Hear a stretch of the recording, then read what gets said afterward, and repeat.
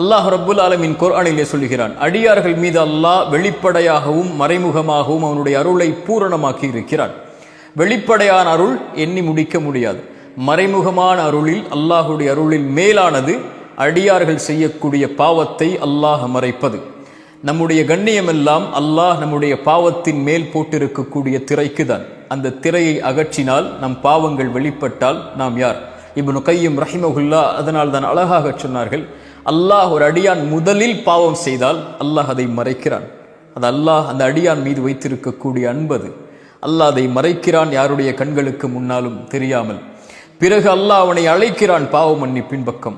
பிறகு அவன் மன்னிப்பை கேட்டால் அல்லாஹ் மன்னிக்கிறான். அதற்கு பிறகு அல்லாஹ் அவனை நேசிக்கிறான். சுப்ஹானல்லாஹ். அல்லாஹ் ரப்புல் ஆலமீனுக்கு கோபத்தை தரக்கூடிய செயல் எது தெரியுமா? ரசூலுல்லாஹி ஸல்லல்லாஹு அலைஹி வஸல்லம் சொன்னார்கள், எல்லோர்களையும் அல்லாஹ் மன்னிக்கிறான், இவர்களை தவிர. இவர்கள் யார்? இரவில் பாவம் செய்திருப்பான், அல்லாஹ் அதை மறைத்திருப்பான் மனிதர்களுடைய கண்களுக்கு முன்னால். ஆனால் இவன் காலையில் மனிதர்களுக்கு மத்தியில் வந்து இரவில் நான் இன்ன பாவங்களை செய்தேன் என்று அல்லாஹ் மறைத்த பாவத்தை மக்களிடத்திலே மகிழ்வோடு வெளிப்படுத்துகிறான். இப்படி செயலை செய்யக்கூடியவனை, இங்கு பாவங்களை வெளிப்படுத்துவதை அல்ல ரசூலுல்லாஹ் சொல்ல வருவது, அல்லாஹ் அவனுடைய அருளால் மறைக்கிறான், ஆனால் இந்த அடியான் அதை வெளிப்படுத்துகிறான். இப்படி பாவங்களை வெளிப்படுத்தக்கூடியவனை அல்லாஹ் மன்னிப்பதில்லை என்று அல்லாஹுடைய தூதர் ஸல்லல்லாஹு அலைஹி வஸல்லம் அவர்கள் சொன்னார்கள். அல்லாஹ் அடியார்கள் செய்யக்கூடிய பாவங்களை மறைப்பதை அல்லாஹ் விரும்புகிறான். இதை எப்படி விவரிப்பது இந்த நிமிடத்தில்? அதுபோல்தான் அல்லாஹ் படைப்புகளும் இந்த தன்மையை கடைபிடிக்க வேண்டும் என்று ஆசைப்படுகிறான். படைப்புகள் ஒரு சக மனிதன் இன்னொரு மனிதன் செய்யக்கூடிய பாவத்தை மறைத்தால் அல்லாஹ் அந்த அடியானை நேசிக்கிறான். சுப்ஹானல்லாஹ். ரசூலுல்லாஹி ஸல்லல்லாஹு அலைஹி வஸல்லம் சொன்னார்கள், யார் ஒரு சகோதரனின் குறையை மறைப்பானோ அல்லாஹ் அவனுடைய குறையை நாளை மறுமையில் மறைப்பான். ரசூலுல்லாஹி ஸல்லல்லாஹு அலைஹி வஸல்லமுடைய வாழ்க்கையை எண்ணி பாருங்கள்.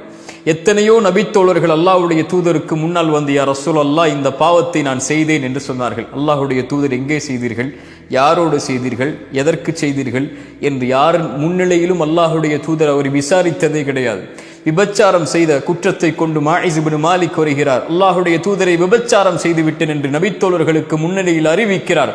அல்லாஹுடைய தூதர் சொன்னார்கள், மாஇஸ் பைத்தியம் பிடித்து விட்டதா என்று பாருங்கள், மாஇஸ் மதுவில் இருக்கிறாரா என்று பாருங்கள் என்று அவருடைய பாவத்தை மறைக்க நினைத்தார்கள். ஆனால் மாஇஸ் தண்டனைக்காக வெளிப்படுத்தினார். தண்டனை நிறைவேற்றப்படுகிறது. அவர் ஓடுகிறார், அவருடைய ஆடை விலகுகிறது. ரசூலுல்லாஹ் ஒரு நபித்தோழரை பார்த்து கேட்டார்கள், தோழரே, அவருடைய ஆடை விலகும் போது அதை நீ மறைத்திருக்க வேண்டாமா என்று. அல்லாஹு அக்பர். அவர் ஓடும் போது அவரை விட்டிருக்க வேண்டாமா என்று. அல்லாஹுடைய தூதர் மறைப்பதை விரும்பினார்கள். யார் என்ன பாவம் செய்தாலும் அல்லாஹுடைய தூதர் அவரிடத்திலே துருவி விசாரித்தது கிடையாது.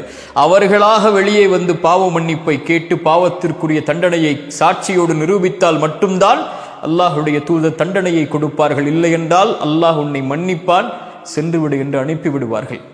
அல்லாஹுடைய தூதர் ஸல்லல்லாஹு அலைஹி வஸல்லம் அதை விரும்பினார்கள், நேசித்தார்கள், செயல்படுத்தினார்கள், பிறருக்கும் அறிவித்தார்கள். என் சமூகமே, பிறருடைய குறையில் நீங்கள் துருவி ஆராயாதீர்கள். அல்லாஹ் மறைத்த குறைகளை துருவி ஆராயாதீர்கள். நீங்களும் மனிதர்கள்தான், அவர்களும் மனிதர்கள்தான். உங்களுக்கும் குறை இருக்கும், அவர்களுக்கும் குறை இருக்கும். பிறருடைய குறையை துருவி ஆராயாதீர்கள். யாருடைய குறையை ஒருவர் துருவி ஆராய்வாரோ அல்லாஹ் அவருடைய குறையில் அவரை பின்தொடர்வான்.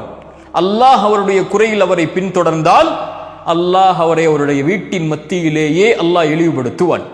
உங்களுடைய பாவத்தை அல்லாஹ் மக்களுக்கு முன்னால் வெளிப்படுத்தி உங்களுடைய கண்ணியத்தை அல்லாஹ் நீக்குகிறான் என்றால் நீங்கள் செய்த பாவத்தில் மேன்மையான பாவத்திற்குரிய தண்டனை அது என்ன பாவம்?